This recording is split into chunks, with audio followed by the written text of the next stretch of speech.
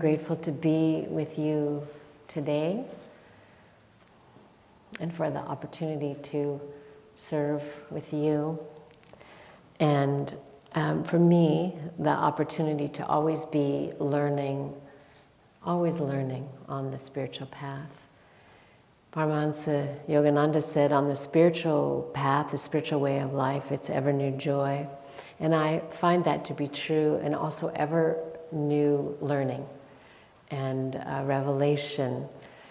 And that's a blessing. And so often for me, there's a conjunction of, the topic that I have chosen some months ago, and then kind of where I am in my life.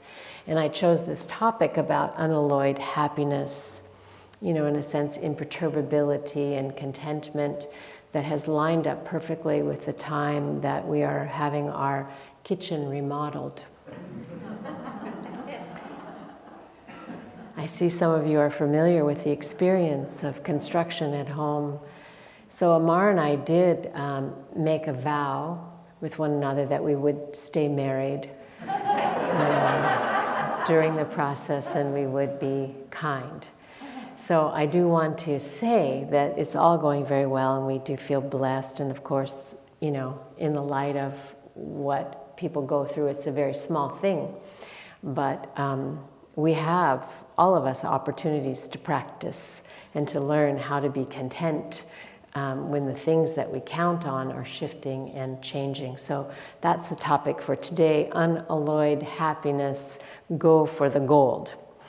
And I sort of drew that title from a poem of Daniel Ladinsky's that was inspired by Hafiz when he wrote, "Habits are human nature.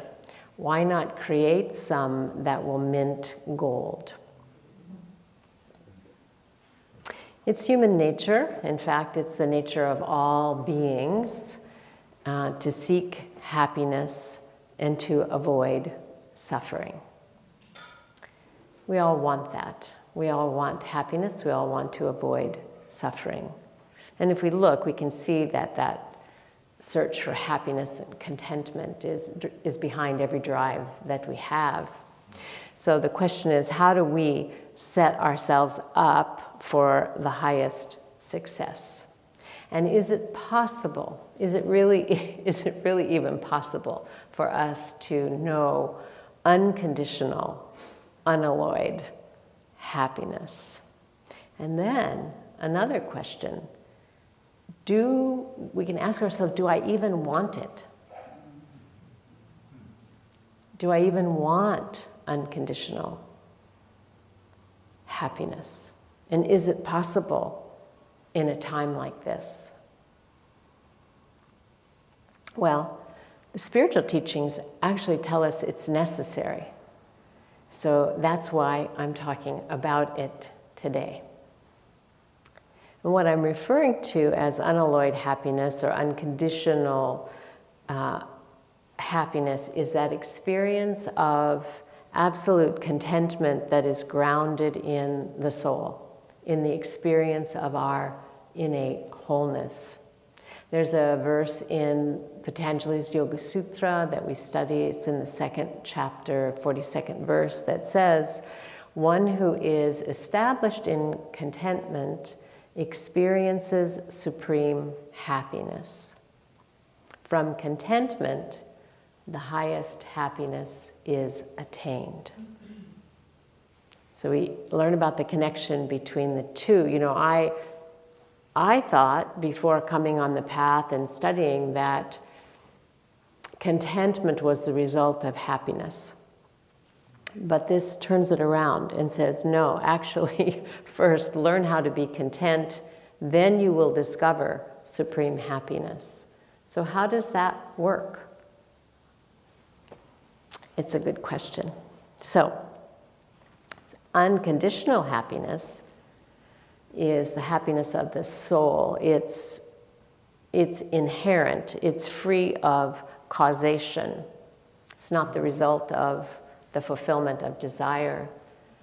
It's free of cause, and therefore it can't be taken away from us. It can't be destroyed. It can't even be lost. It can, however, be obscured. by a troubled mind or troubled heart, or when we become lost in ordinary states of consciousness, basically ego-driven consciousness. It's worth noting, I think, that this realization of contentment leading to supreme happiness is among the top 10 virtues to be cultivated on the path of Kriya Yoga. It's right up there with nonviolence, with truthfulness, with non-stealing. And it seems a little mysterious, like, well, why would contentment be up there on such a list? Why is it so important?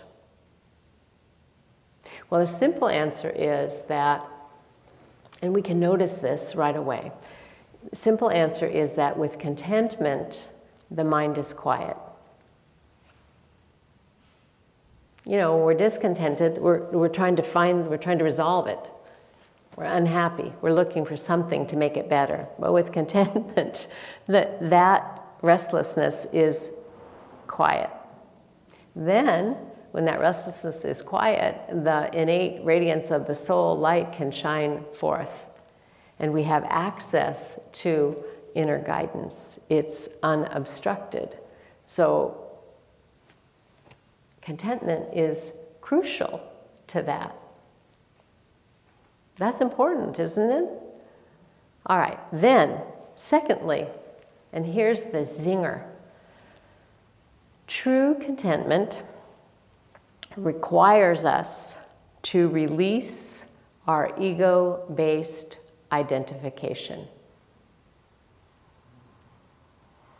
True contentment requires us to let go of clinging to the idea of a separate self.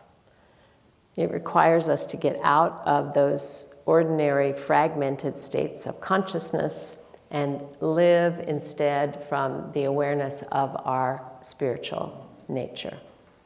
So that's why Patanjali has it on the list of what is crucial to our experience of wholeness, living as a spiritual being that we are. So then the question is, well, why wouldn't we want to be happy, supremely happy, unconditionally happy? Why wouldn't we want contentment?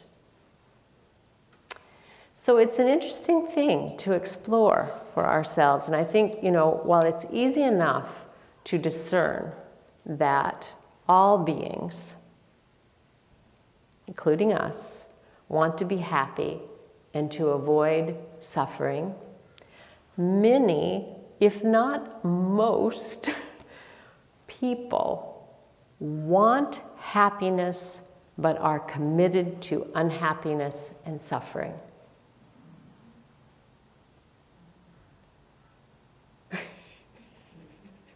People are so interesting.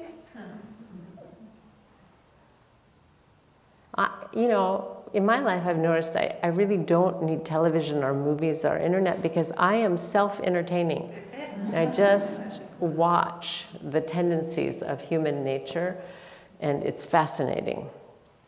I know it sounds unreasonable that we would desire supreme happiness, but we would be committed to unhappiness. It sounds crazy, and it is, but it is a pervasive tendency, and it's one that it's really helpful for us to be aware of. I've seen it in myself and in countless others. Okay, so the soul, or our essence of being, is absolutely, unconditionally, supremely happy. And we are innately inclined to want to realize happiness that isn't taken away, happiness that is going to last, happiness that is unconditional. We want that because we know it to be true. We actually know it to be possible because it's the truth of our own being. But we often don't know where it exists or how to look for it. So we look for it in places that it cannot be found. And then add to that what Paramahansa Yogananda called the pseudo-soul, the false self or the ego, that function of the mind that pretends to own and control our experience in life. So here's what happens. The ego puts itself in charge of our happiness. That's a mistake.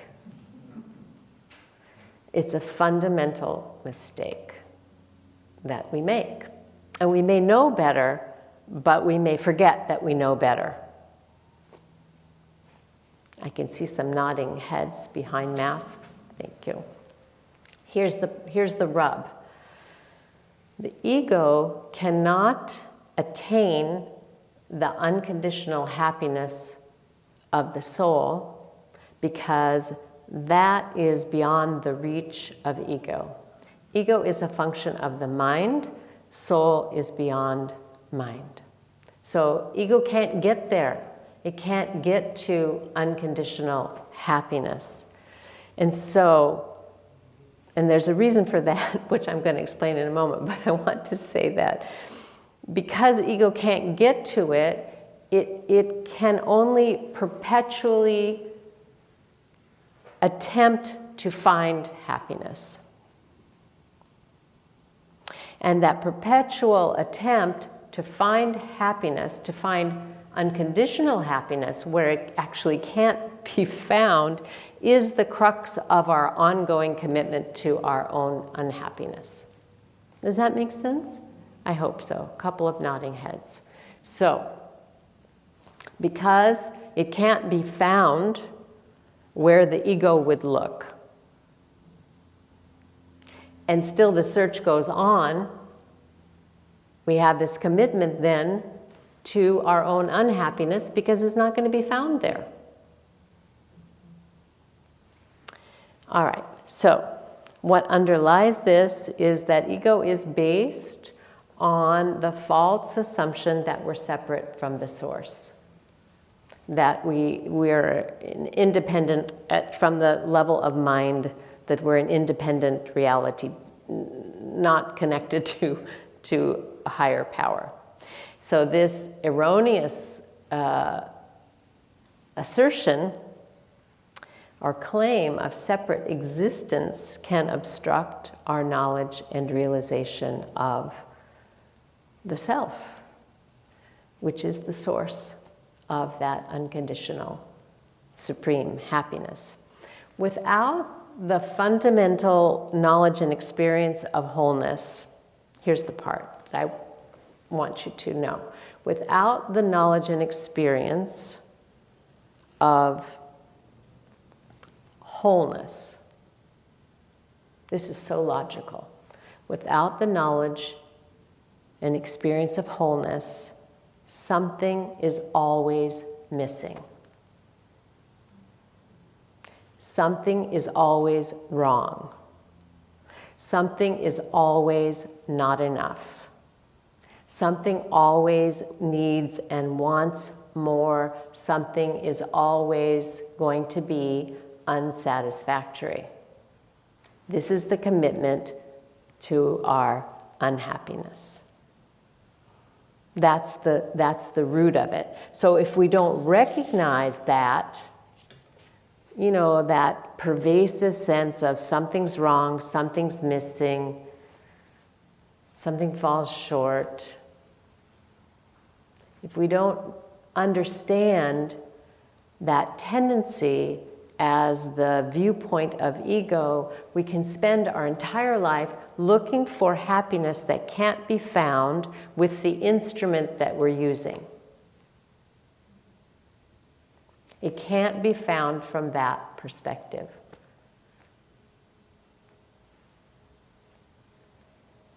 Okay. Wholeness is the basis of unconditional happiness.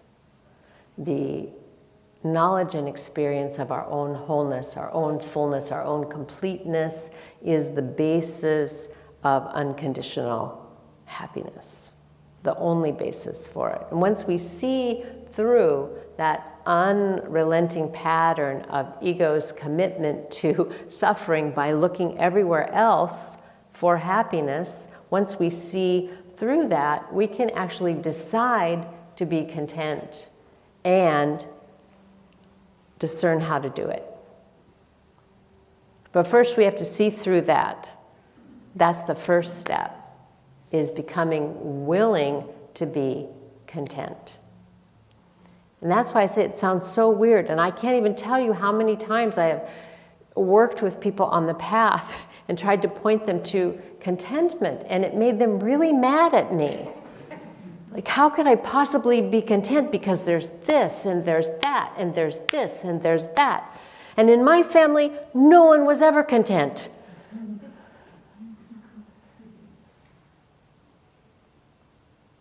So, we have to decide that it's okay and be willing, discern why, and learn how. Because until that time, there are 1,000 reasons to be unhappy. And they're valid reasons. You know, we look at our world, we can find reasons. We find suffering with ourselves, mental, emotional, with our bodies, the suffering of other people. It's painful, all of that. Yet, once we become willing to cultivate contentment, once we decide that we're going to live by the soul's wholeness, the soul's bliss, the soul's joy, regardless of circumstances, once we decide that we're going to get off the treadmill of ego's endless pursuit of happiness and satisfaction, once we decide that, then it's possible for us to actually know the soul's bliss, the soul's joy, regardless of circumstances. Now, I just want to clear up one little piece about that, and that is that, you know, sometimes people have fear or resistance to that because they think it will make them cold and uncaring and somehow heartless and unresponsive to the suffering in the world. But it actually doesn't. It makes us stronger and more capable to be able to touch the pain that's there, not deny it, be able to be present for it, be able to meet it with clear discernment and appropriate compassionate action. So sometimes we need to clear that up as well. So being spiritually awake is not disabling. Being spiritually awake supports us in being able to respond to suffering in our lives and in the lives of others. So I want to just quickly cover the 3 habits that will help us mint the gold of unalloyed happiness. So the first one I've spent lots of time on, which is go for it. You know, be willing. Be willing to be happy. And have a checkup with yourself. You know, am I willing to be happy? Or am I just hanging out in that perpetual state of confirming that I have lots of reasons to be unhappy? So big one, number 1. Number 2, cultivate the discernment to realize that there are different types of happiness. And they're all good, but they all give us different things. And basically, they can only give to us of their nature. So we can say, basically, there are 3 types of happiness. There's physical happiness that comes from fulfillment of sensory desires. You like coffee, you have a cup of coffee, pleasure. After that cup of coffee couple hours later, where's that pleasure? Well, second cup of coffee, right? Or whatever it is. So we understand that pleasure comes to us in so many ways. And thank goodness we have pleasure. You know, even if you're just thirsty and you have a drink of water, that's pleasure. But your thirst won't be quenched forever. You'll want another drink of water, or another cup of coffee, or another piece of chocolate. Now you know my favorite things. So, pleasure from the fulfillment of physical desire. Then there's joy that comes to us from reaching goals, from having accomplishments. You know, think about that. You have a goal to do something, to accomplish something, and it happens, and you're happy about it, right? That happiness, that joy lasts longer than sensory pleasure. But it doesn't last forever, does it? You know, we're on to the next thing. And in that category, we can also see that which we do for others selflessly, without desiring personal gain, is a happiness that lasts even longer. And then there's the third type, which is bliss, which is happiness of the soul that is unending. It is not related to desire. It doesn't have a beginning, it doesn't have an end, it can't be taken away. That is our unconditional happiness, and that is our source of unconditional happiness. So we can have all three, and I'm sure there are more, but the teaching is know the distinction and what can give you what. Be smart. Be spiritually smart. So then it's like, well, how do we get to a place where we know the distinction? You know, we study the teachings, we study ourselves, and then we meditate, we pray, we live dharmically, we live with higher purpose. So the mind is quiet, and we can see clearly, and also we can access that joy of the soul. So that dharmic living with higher purpose, is the third habit. Live with purpose. So be willing to have unconditional happiness, be willing to be happy, discern the different types of happiness and what they can give you, and 3, live with purpose. Yesterday I read a little question and answer section in the Truth Journal magazine where somebody asked my teacher the question, said, when they begin to feel like they're making some progress on their spiritual path, then they get thrown off balance by some unwanted experience or some memory that's painful that arises.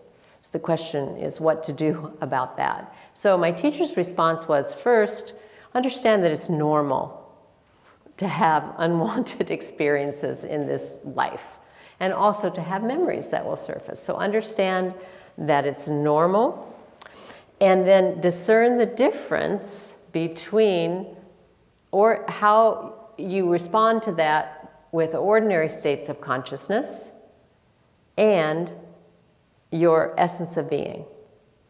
So know the distinction between ordinary states of consciousness, basically ego-based consciousness, and coming from higher states of consciousness, awareness of your essence. How do you respond to circumstances? So be tuned into that distinction. And then the third thing he wrote that I think is so helpful, I want to leave you with, he said, rather than try hard to overcome inclinations to be disturbed, concentrate on living with a sense of meaningful purpose. When you are more intentional in accomplishing your purposes, you will be less inclined to be influenced by external events and random thoughts. So live with higher purpose. That will help you not get sidetracked by that relentless striving of the ego to find happiness out there.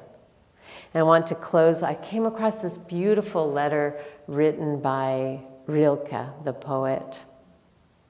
A letter that he wrote September 11th, 1919, to a friend that touches so much on this power, the healing power of contentment, and I think it's so relevant for us today, so I'm going to close with that. He writes, "My dear young friend, the joy brought by your letter has many sides. Let me recount at least a few. First, this is what we welcome now above all, that human beings are making a new start here and there to rebuild life with the strength and the faith of their indestructible hearts." Just breathe that in for right now. We welcome now above all that human beings are making a new start here and there to rebuild life with the strength and the faith of their indestructible hearts. There are others who could try this, but who still just stand there staring and trying to make sense, and for whom sadness and sloth finally become insurmountable.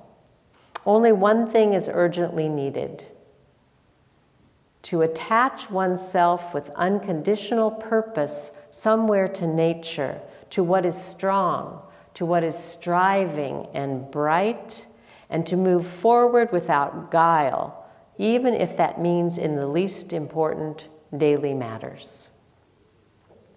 Each time we tackle something with joy, each time we tackle something with joy, each time we open our eyes toward a yet untouched distance, we transform not only this and the next moment, but we also rearrange and gradually assimilate the past inside of us.